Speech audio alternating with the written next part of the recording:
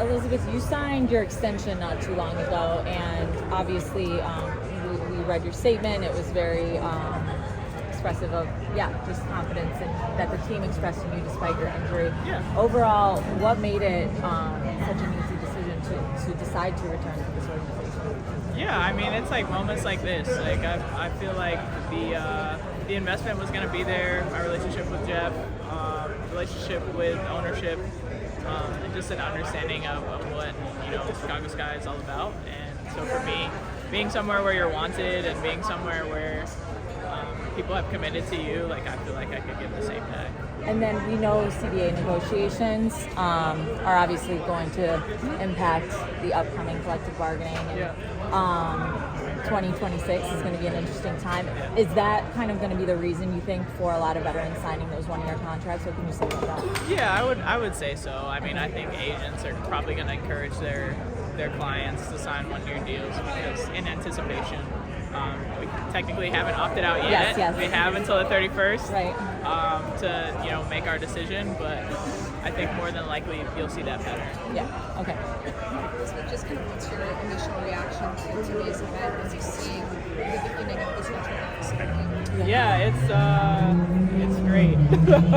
It's really exciting. Like I think, like I mentioned, like I've been in the league a while, and so when you can actually see the growth and actually see the investment come to fruition, and the fact that I get to be here and be part of it is really cool. So just a commitment to the community as well, which I think is a really cool piece that we have, and it says a lot about us here.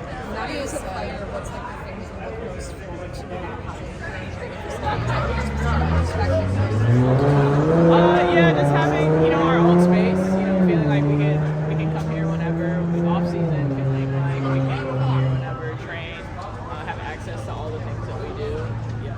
Not just said that you guys as players also have input in the actual design and things that you want to do in your practice facility. One, how does it feel to kind of be improving in those design processes? And two, what are some things that you do want to see in a practice facility in the WFI that is not in the practice facility? Yeah, it's important because at the end of the day, like the team is the players, and how comfortable we feel is important. I think maximizing our recovery spaces is going to be important. Obviously, the courts are the courts, but having spaces outside of the courts where we can take care of our bodies, recover, train, all those types of things. It's feeling very comfortable.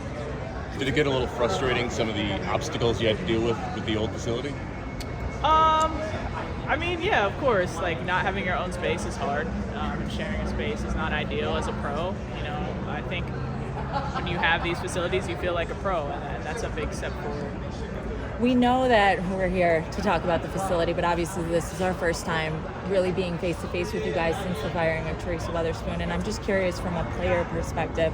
There's been a lot reported as far as just tension in the locker room or how certain free agents maybe weren't interested in coming to the Sky if Teresa was still the coach. So just your perspective as a player, was there a disconnect in the locker room, and did you feel that her remaining as the coach would impact free agency negatively? I mean, I honestly think the organization did what they felt was best for the team. Okay.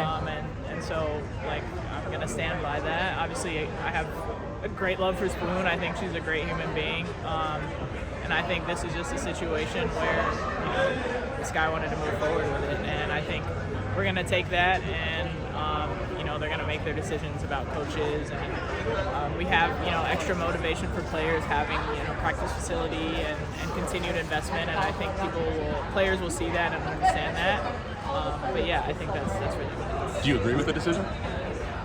I mean, I'm not going to say I agree or disagree. Like I said, it's more up to what ownership and the organization thinks is best. But again, we're in the business of just moving forward with what we have. When you are a veteran presence, your presence has been spoken about as being vital in the locker room by rookies, by your veteran peers. How would you characterize the locker room this year? I mean, I think every locker room goes through their ups and downs. Yeah. I think there's always growing pains, whether it's with younger players, whether it's with a new coach. Mm-hmm. And so I think that was the general sentiment. I mean, I think everybody cared about each other. I think everybody liked each other, you know, off the court. I feel like everybody had a good relationship. So I don't think there was anything like deep or personal behind it. I think it's just, you know, when you're a team that's working through a lot of newness, like you'll have growing pains. What do you want to see in a head coach? What are characteristics that you want to see? I mean, just, you know, good leadership qualities and ability to get everybody to buy in, accountability, you know, those types of things. I think we're going to be watching the finals, and we're going to see some like really elite coaches. That's why they're in the finals, and so some of those characteristics. Last handful. Were you surprised at the decision or were you possibly expecting it? I mean, I wouldn't say I was expecting it. I mean, she was under contract for 2 years, so it's like kind of the nature of pro sports. You know, you can't predict everything. What did you think that you heard? I mean, it's a tough business. That's really what I thought, and I think at the end of the day, the organization did what it was supposed to. Last three. We saw obviously some frustration from Angel and Kennedy regarding the conversation. Just when you talk to a younger player like that about maybe the coaching change, how do you maybe talk through that or have these conversations with them about it? I mean, it's really just about, you know, understanding the other side of the business, right? I mean, I've dealt with coaching changes mid-season more than one time, and so that's not an easy thing to deal with. Like, regardless of when it happens to you, whether you're a rookie or a vet, it's not an easy thing to deal with. And so just continuing to be your best self, continuing to be a good teammate, like those are traits that will carry regardless of the coach that you have. Like, I think I might have told Angel or somebody this, but like the GM that ended up trading me ended up being my GM later on, and so like you really never know what's going to happen in this league and the relationships that you build, and so we can't like overthink this. Let's To do. introduce, we heard a little bit from you guys just that there was during the Olympic break kind of some changes that the coaching staff, Spoon specifically, were trying to make just to maybe try to fix some of the offense. Do you feel like there was a lack of anything in preparation, in how the team was being schematically prepared for the game that was maybe lacking? I mean, at times, yeah. I think again that those kind of come with first-year coach growing pains. You know, I don't think it was anything like extreme. So yes. Last one. Do you think this team needs someone that's coached already? I mean, I think experience always helps. I don't think it hurts. I think you just, you know, someone with consistent levels of leadership, I think is ideal.